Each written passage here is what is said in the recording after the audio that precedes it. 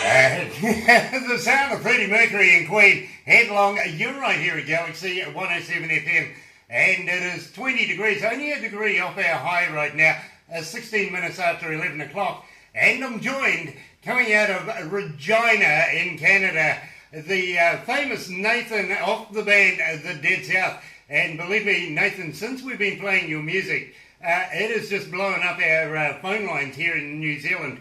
And we have gained so many new, how would you put it, maybe bluegrass listeners. And it's a pleasure to see you yet again. How are you going? It's good to catch up. Yeah, no, I'm doing great. Thanks for having me back. Oh, it's an absolute pleasure. As I was saying, since we started playing your music, our lines have just been getting tied up, and they do, regularly every day, asking for a particular number of songs, especially your banjo song, and also the song about your tobacco, chewing tobacco. If I remember, that one was written on the head at the time. That's right, yeah. Yeah, you see, I do remember. And of course, in Hell We Be in Good Company, that song. And believe me, here in the office, and it's really, really weird, we came across the video of you guys at the breweries when you recorded that, and the staff saw that. Now, it seems, every time we play it, instantly they break out into dance. They've got this going on. They really do. And the hand finger snaps. It's infectious up here. Oh, that's fantastic. Glad you guys are doing the dance. Now, I take it is part of the show that you do with the song live on stage? Yeah, every time we play it live, we crack beers at the intro for the beat there. You know, it's a lot of fun. It would be. And believe me, it would be one of the few times that you could get away with actually having a beer in public on stage. That's right. Well, you can have beer in public around here. So it's nice, like on stage. Oh, okay. It's a little frowned on here in New Zealand, but still not against the law yet. Especially if it's part of a show. So, no worries. It's only smoking that is the big issue here in New Zealand, unfortunately. For us smokers, and I got to admit I am one, the rules are getting tighter and tighter. So we'll get off that one. Wait. My microphone's having a conniption today. It's not actually working properly. But I was talking to a young man coming out of Toronto just a couple of days ago, Nate, and you're going to laugh at this. I was saying to him that I'm going to come over there and take part in the Kentucky Pride and the extras that go along with it. And I think the marketing ploy is brilliant for Kentucky Pride. Have a bucket of chicken and a few joints, and then come back, get another bucket of chicken and a few more joints, and the cycle keeps on going. You'd never leave the place. And he's sitting there, the first thing he does is light up a spliffy. Oh, perfect. Just perfect. Yeah, absolutely. He goes, here in Toronto, and who cares? We all do it. You know what I mean? It's not a bad thing. Apparently, over there, it's a medical marijuana thing, and he's... it's pretty liberal over here with that. Yeah. That's really cool. We are still looking at changing those laws and bringing that into play here in New Zealand. I think the Californians are also paving the way for that. And believe me, I'd like to be able to see it here because we have, surprisingly enough, to be quite honest with you, I was quite surprised at this. We have a thing here where have an older group, they have a political voice known as Grey Power, and they're supporting it 110%. You know, it kind of reminded me that maybe the Flower Power days have got a little older. Oh, yeah, for sure.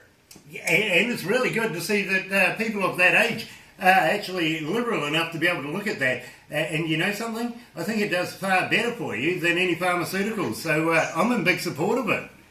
Oh, it's crazy. I mean, you look at drinking. Drinking is legal pretty much everywhere. Yeah, but drinking is a killer.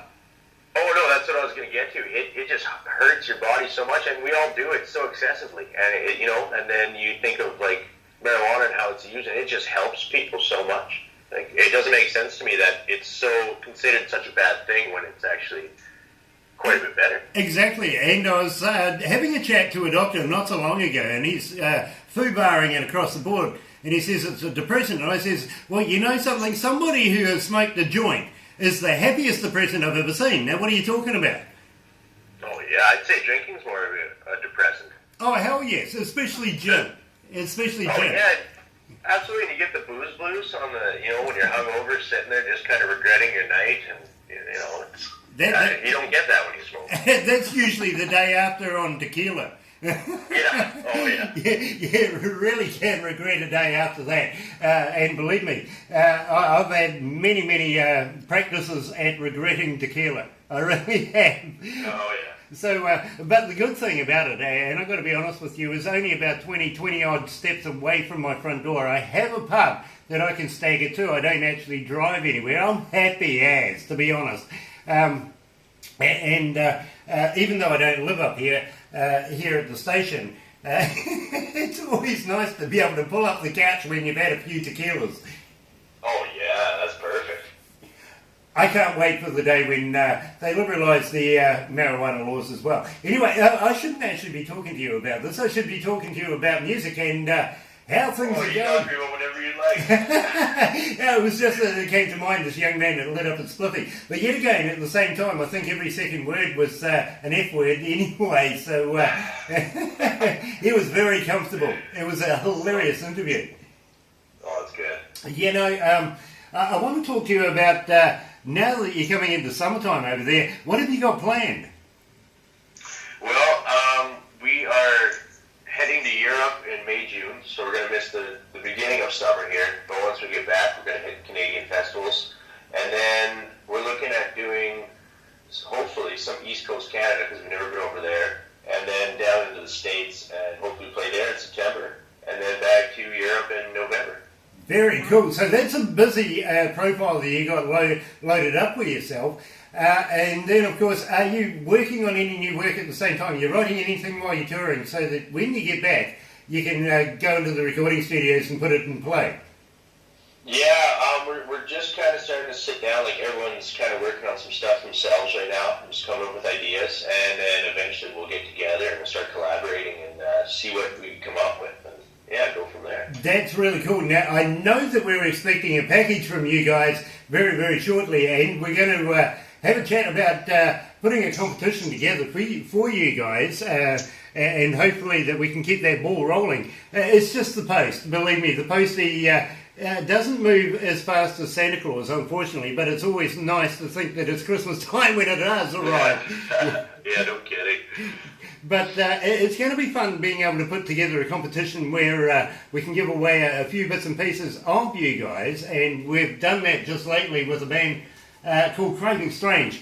They're also in the magazine right now, Crank It Up magazine, and we've just started, we've only just given away all of their stuff. Huge. We have a huge listenership. They're just greedy. They just want that free product. They do. And one of these days I'm going to get them to jump through hoops and all sorts of things for it. Yeah, right on. Well, that's a great idea, though. I think that's the best way to give out merch. Well, it is. At the same time, it gets the particular artist or band that much more recognition and exposure, if you know what I mean. And we're happy to do it. We really are. Even the receptionist gets a little down-lipped when we tell her that she can't have the T-shirt. Yeah, people get a little fussy sometimes. Yeah, unfortunately, these are giveaways, not wearables. Yeah, you don't wear them once and then fold them back up and give them away. That's not nice. No. But, it might happen from time to time. I'm not saying a thing. Nothing. Not a word. Anyway, I want to play your song, and believe me, I know as soon as I do, the staff out there are going to break into, you can hear them getting ready already. They're moving the coffee table across the floor now. Here they are. Here is Dead South. You're right here at Galaxy at 107 FM. And in my favourite song, In Hell, I'll Be in Good Company.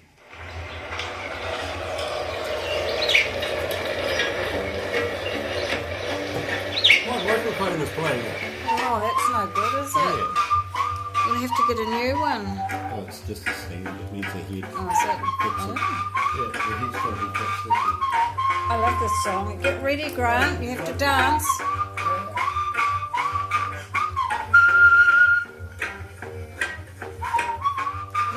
go. gotten some answers from Scott here.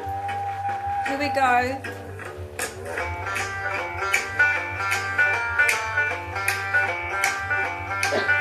Yeah, I'm sorry, bro. My microphone just sort of Hey, played no problem.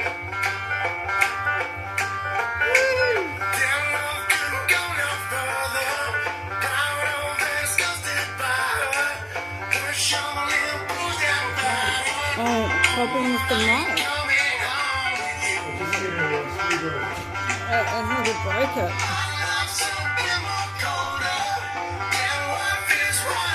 I'm still here. He's going to get a screwdriver. Okay. What's that? He's going to get a screwdriver. Oh, He's got okay. one. Yeah, no problem. Here we go, Grant. I see my redhead mess back to shed queen bee scream. Got to show this. We've got the screwdriver happening. Spells, miss spells, knocks me on my knees. Oh, even the glass is on. Didn't hurt, flirt, blood squirt, stop shooting me on a tree. After I count down 3 rounds of hell, me in good company. Need a bigger one. Oh, whoa. Here we go. Woo. To our dance.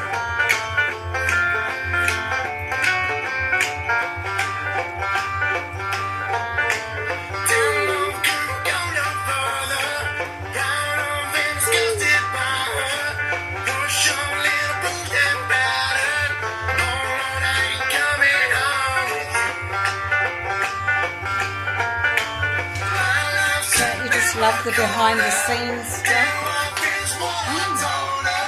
With a whole hoop of them now.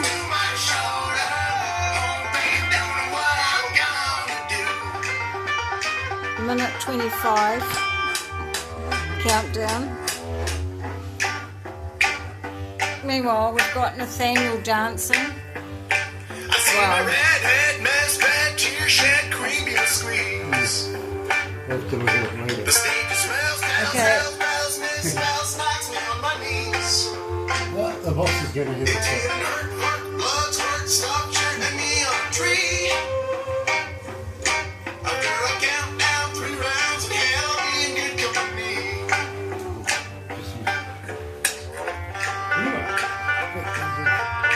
Yeah.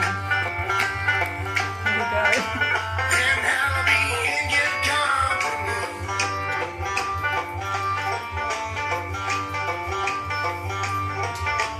And I'll be in good company.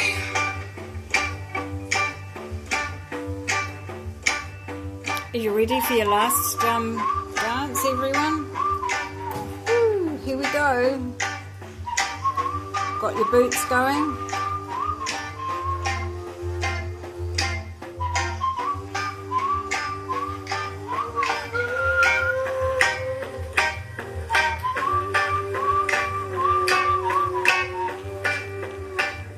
It's the sound of the Dead South, and hell, I'll be in good company. You're right here at Galaxy 107 FM, and joined by Nathan, the lead singer out of the Dead South, and coming out of Regina in Canada. We were just talking about going to Germany, and you got quite an extensive tour coming up over there. Tell me a little bit about that. Well, we have a label called Devil Duck Records, and they're based out of Hamburg, Germany. There, we originally hooked up with them a few years ago now, and it's just been great. Every time we come, the tours get just bigger and better and longer, and it's amazing. German fans are really cool. They're quite different. As I can't remember if we talked about this before, but I play in a bar. We play in bars in Canada, and it's very loud. People are talking, having a good time, clinking beers, spilling beers, probably getting in fights, stuff like that. And then you go and you play in front of a German audience, and the first couple of times they were just standstill. The room was full, and they were just silent, and your head is just going the whole time. You're like, man, do these guys hate us or what? And then at the end, they buy all the merchandise, and they tell you what a great show it was and can't come to the next one. So, I actually understand that. I did a show in Japan, and they were the same. They just stood there, absolutely said nothing, did nothing, just watched, stared at you all the way through the show. And then at the end of it, you got this raucous applause, and then they left. But yeah, they bought everything, and at the same time wanted all the autographs, the whole thing. Yeah. And they were all over you once you got down in the crowd to do the meet and greet. But as a performance, it was like, what have I done wrong? Yeah, it takes you back a little. You're like, what? What the hell's going on here? Exactly. Why did I spend so much time being nervous? And this is that? Yeah, absolutely. I know exactly what you mean. And it's really unnerving when you got about 20,000 people just staring at you doing nothing. No, yeah, it wasn't that many. It was like maybe a couple hundred, maybe at least the first time. Yeah. Oh, okay. You know, we were in Tokyo at the time, and believe me, I was with a band called Noiseworks. Now, we used to open up for another band called In Excess back in the day. Oh, in excess, unreal. Yeah, we got the contract there for about 2 years. We toured around the world with Noiseworks and opened up for In Excess, and believe me, it was a very successful time. In fact, yeah, we shouldn't actually take it any further because we know what actually happened there, and we were all part of that. So yeah, I feel sorry for the band. And in fact, I got to be honest with you, John Stevens, the lead singer of Noiseworks, actually ended up being the lead singer for In Excess there for a number of years. So he did all right for himself, you know. But yeah, believe me, it was weird being in Tokyo. They just stood there. It was freaky. Oh yeah, it is a little freaky. Yeah. But I tell you what, I'm quite surprised that the Germans are like that. I thought they would have, with all those signs that they managed to lift, you would have thought they would be more raucous. Well, you know, that's kind of how it started, but I think people are getting used to our shows now when we go there, so people are a little more involved and jumping around and dancing.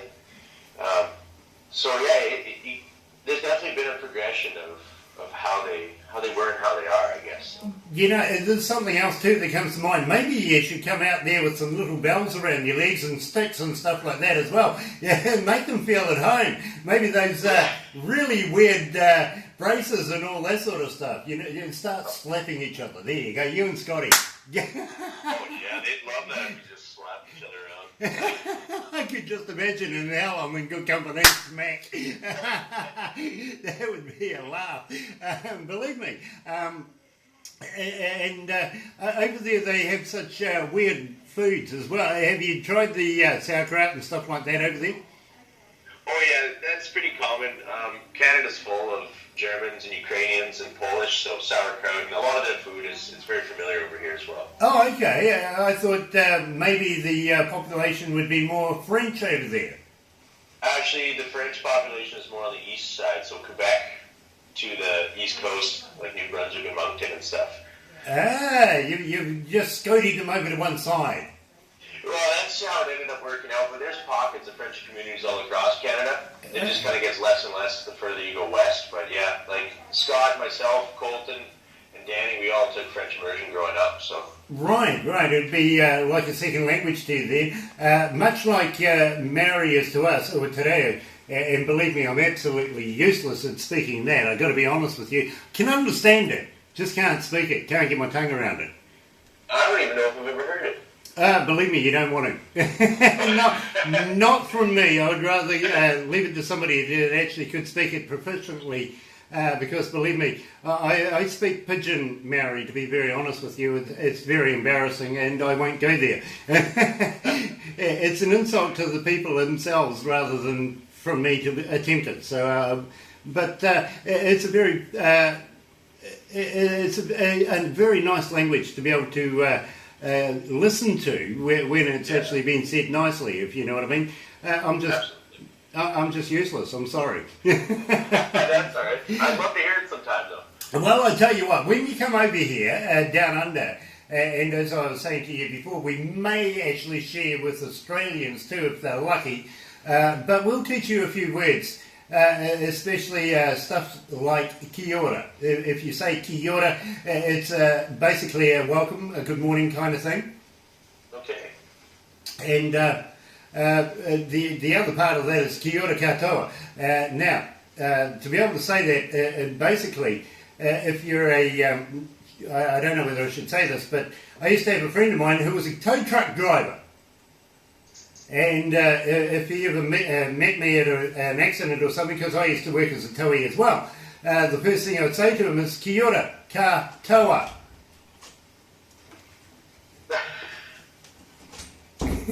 He got it anyway, he got it.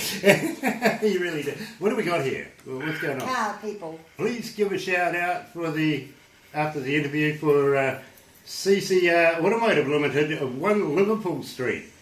Oh, okay. Is that from Safe and Ryan? Yeah. Okay. I'll tell you what. We'll give a shout out to CCR Automotive Limited of 1 Liverpool Street. Safe and Ryan. We'll do that right after the interview. Okay. Okay.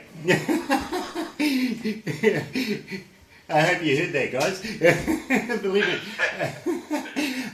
They're doing some good work for us at the moment. Unfortunately, our car had a few problems, and we had to leave it on the side of the road. They've gone out of their way to help out. The microphone. It's a lot of fun today. Maybe I should give it a Viagra. Maybe I should. It's just not staying where it should do. I'm going to have to work on that. This car company, the automotive electricians, we've had a bad or a faulty alternator apparently, so they're helping us out, and in return we're going to help them out as well and give them a few freebies. Oh yeah, that's great. Yeah, a little contra thing happening there. I don't mind that at all, because they are so nice, and they have approached the missus and said, hey, listen, we will help. So, and she needs a car. She needs to get it on the road as soon as possible. So, being a caregiver as well, you see. Here's one for you. This morning, 3:30 this morning, we get a phone call from the police. Nothing unusual. In fact, I've had the police turn up a couple of times. But being in radio, it's usually for civil defence stuff, if you know what I mean. And we had a flood not so long ago. They turned up, brought me down here. We did a few things, whatever. Got it out on the air, did the civil defence thing. Well, anyway, 3:30 this morning, we get this phone call from the police saying, looking for Terry, and I'm going, what have you done? She goes, oh, I don't know. And apparently the lady that Terry looks after had fallen over and needed to be picked up. So what do you know? They turn up, take us down there. I got a ride to work, maybe a couple of hours earlier than I would have, but hey, I enjoyed it. I didn't mind it. Yeah, all right then. He just wouldn't let me put the bells and whistles on. That's too bad, because that would be kind of the pleasure of being in the car. Yeah, exactly. And I got to be honest with you, it's not too often that I've actually had a public service like that without having the bracelets on as well. Yeah, well, that's good though. But yeah, they were more than happy to help out this morning, and I really got to appreciate that. Thank you very much, Kawerau Police Station. You did well. Absolutely. So good on you guys. Well, I'm giving out a shout out. And let's not forget CCR Automotive Limited as well. They're out there. Yeah, Safe and Ryan. There you go, guys. Another one. So anyway, we're stuck in Germany. Now, you're also going to go around the outskirts of Germany and to places like Luxembourg. Tell me about that. Are you going to be playing some of those prestigious halls that you got over there? I'm not too sure yet. I've seen the itinerary, but I'm not too sure what the venue is looking like in Luxembourg. But I'm looking forward to it. Never been there before. None of us have. So that should be really cool. Yeah, me too. And believe me, I would be in the same frame of mind. I'd really want to be able to have a good look around in Luxembourg, mainly as a tourist, if not because you're working there. But you'd certainly want to take in the ambience of the area, wouldn't you? Yeah, absolutely. That gets kind of tough on tourists sometimes, because a lot of times you're just in and out. You know, you get into this cool city you've always wanted to see, but you have to drive 9 hours to get there. You get there, you sound check, you play your show, you get out of the bar by 2 a.m., you go to the hotel, go to bed, wake up in the morning, and then leave. So sometimes you don't get to see anything. As I said, I've done touring around the world. I know exactly what you're saying. Yeah, no, for a number of years there, I used to just say to them, you know, just leave me. I'll die here in this motel. It'll be another statistic, a dead man in a motel. Because it gets so tiring, it really does. And sometimes you'd be so disorientated you wouldn't know which city you're in. Yeah, that's definitely happened. Yeah, it really is a hard yard actually doing touring. And being so positive on stage every other night. I don't know whether you're doing it every night or every other night, but believe me, to be able to be that tired and get on stage and then just put on a full show, credit to you, my friend. That's hard work. Oh yeah, it hurts sometimes. Like sometimes you get sick, you know, you're a little run down, and then it catches up with you, and you got to go and pretend like everything's great. There's one of our shows in Germany. It was our very first one of the last two, and we got off the plane, and my back, I couldn't walk very well. I seized up. We had to play the show, and I was watching the video, and I was just squeezing my knees together so I could stand up straight and look somewhat half normal instead of like hunched over the whole time. Yeah, it can be tough. Yep. I fully understand it. Believe me, touring with a number of bands myself around the world, I've seen all the comical bits and pieces, but I've also seen the bits where, you can be completely in pain, and you've still got to pull it off for the crowd. You're not allowed to let them know that you're not comfortable at all, actually. Exactly. It's like a virus if you do, and believe me, it's never good. So I understand that, I really do. When that happens, though, do you ever really just load up on some painkillers and say, give me a beer and let's do it? Normally not painkillers, but a lot of times when you're just feeling under the weather, we go to the whiskey right away and just, take a couple of shots, get our energy level up, and then crash pretty hard after the show, but it helps for the meantime. Yeah, absolutely. And I have a number of friends of mine in the business, and believe me, some nights they can actually drink a bottle and a half of whiskey easily, and still pull off a perfect night.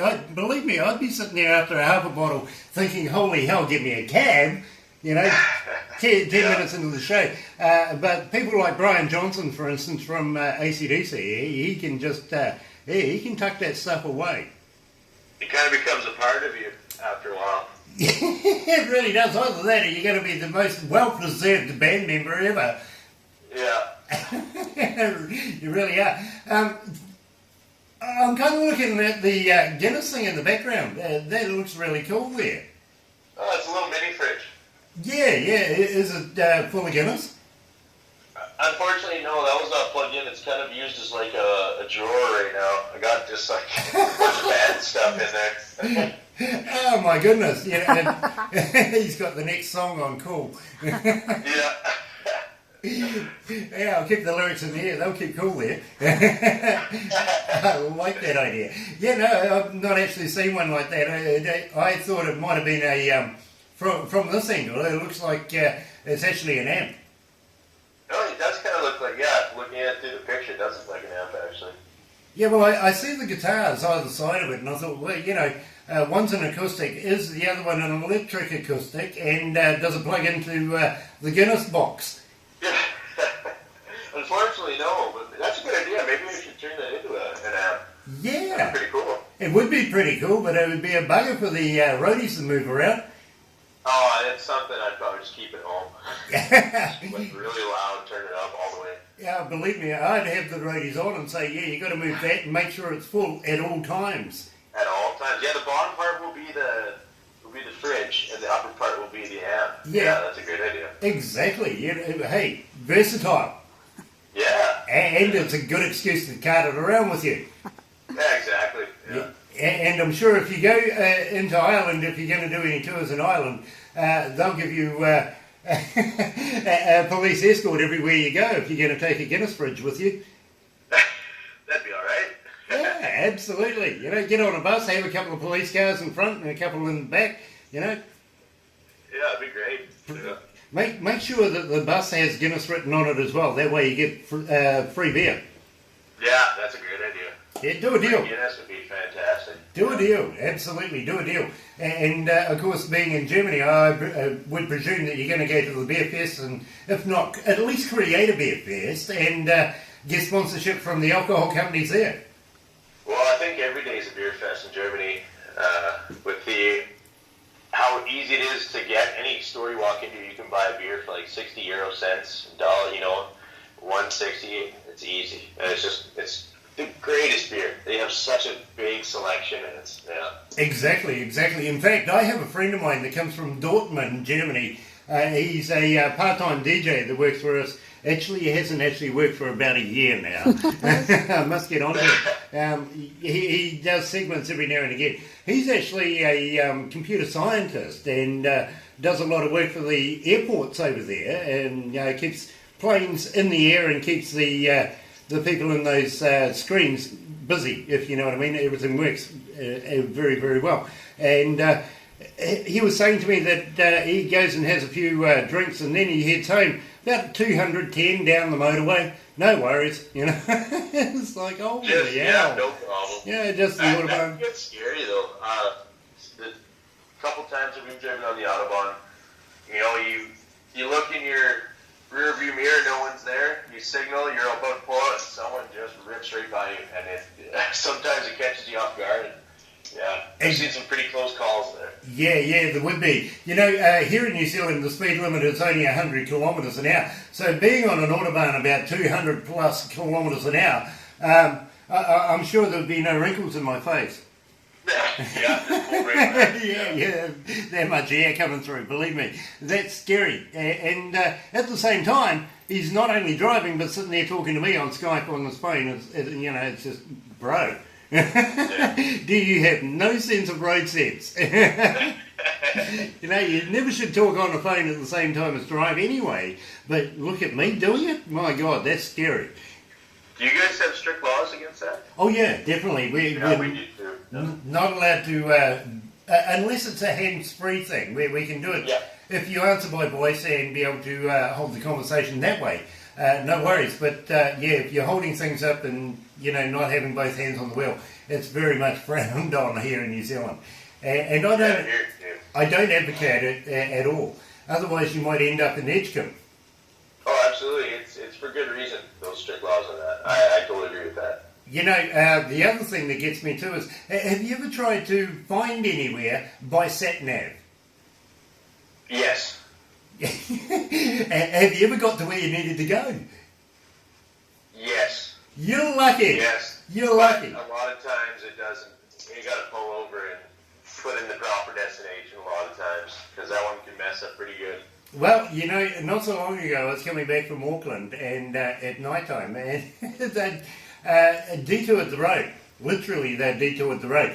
And I was going through a place I didn't actually expect to be going through. So I go down the sat-nav thing. I almost spent about an hour going around in one big block. Turn left here. So, okay, turn left here. Keep on going for a few kilometres, turn left here. Hold on, I'm not even getting close. I should be going right.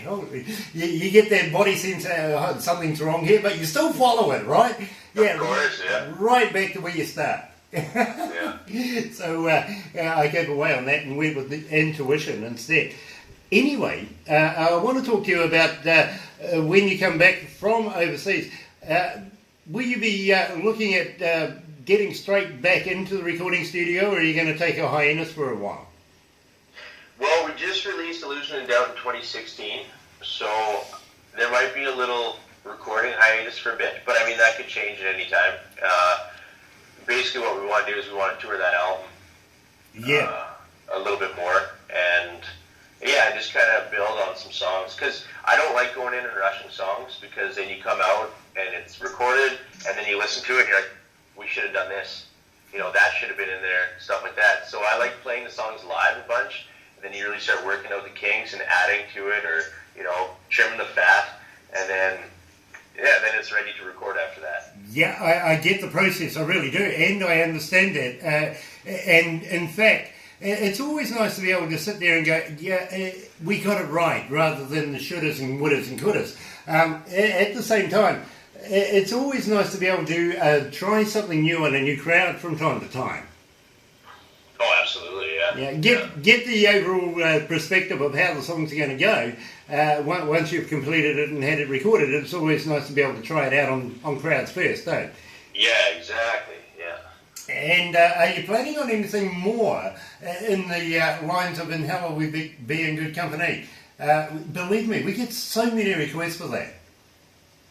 Well, that song just recently, like a when I started talking to you guys, that song started exploding. So it's over 7 million views on YouTube right now, and it started getting a lot of attention in the States. So we're charting down there in a couple of things, which is fantastic. But it's kind of funny because, you know, we've kind of moved on from that album and started working on, you know, released a new one.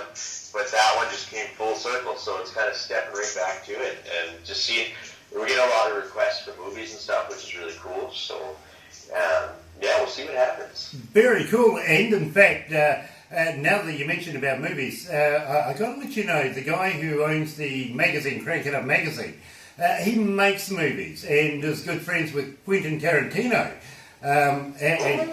Yeah, exactly. He says to me, you know, Grant, Quentin was asking who the heck John Rain is. Now he knows. I went, good on you, bro. Absolutely brilliant. Yeah. And he's going in for a number of new movies over the next number of months. I think he's got about 7 or so lined up. So there's a bit of money involved in it. So you never know. Once being in the magazine, he may look at you and go, you know, we might have a chat to these guys and see where we can put them into a movie. He actually wants to put me in a movie. Yeah, he wants to drag me backwards off a fishing boat. That's all right. I'm supposed to be sitting in the middle of a lake on a tinny, you know, having a bit of a fish, and suddenly something comes and drags me backwards. You know, and I says to him, well, you know, that's all well and good, but I'm a typical Kiwi, bro. And he goes, what's that? I says, if anything's dragging me backwards, the first thing out of my mouth is, fuck. He says, we can edit. Because believe me, you take a Kiwi by surprise, that's the first word you hear. Oh, yeah. I think that's pretty standard over here, too. Yeah. You see, that's the thing about Canadians and New Zealanders. We're basically sister countries, if you know what I mean. We work so closely together and get on so well. And at the same time, we both have a healthy relationship with Australia. We both love to hate them. Yeah, I think you guys are kings for that. Yeah. Well, you guys take the championship on hating on Australia for sure. Well, it's a rugby thing to start off with. Yes, of course. Absolutely. But at the same time, you see, anything good that comes out of New Zealand and goes anywhere near Australia, they tend to claim it as their own.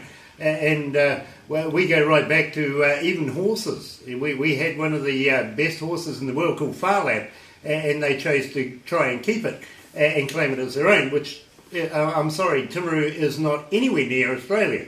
And that's where it was brought up and born. So, yeah.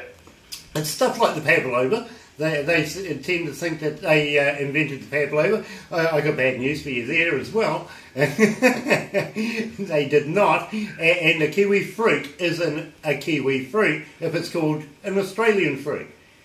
That's right. Yeah, the only Australian fruits that come out of Australia wear dresses. And actually, here's one for you, Nate. I was looking in the news this morning because we've had an issue with Australia and our New Zealand apples. We absolutely supply some of the best apples in the world, but for 100 odd years we've had opposition from Australia, and believe me, they boycott our apples across the board. And just over the last couple of years we've managed to get a law passed where they work with us and they sell our apples in Australia. Today, in the United States, the New Zealand apple is voted the favourite of the Americans. Okay. Yeah, so we can give, you know, all our apples to the Americans and just give the core and the pips to Australia. Yeah, there you go. You Yeah. guys got it figured out. Exactly. Yeah, they'll turn it into cider. Do you drink cider? Yeah, from time to time, not too often though. Okay, have you Dickens cider? Dick and cider. I've seen the videos on that. That's great. It's priceless, isn't it? Absolutely, yeah, absolutely. You know, I've actually got to have a chat to a couple of my Australian mates, see if they'll source me a bottle of that. I'd love to be able to do a campaign where we give a bottle away. That's a great idea. Maybe you could send us one. Yeah, I would love to be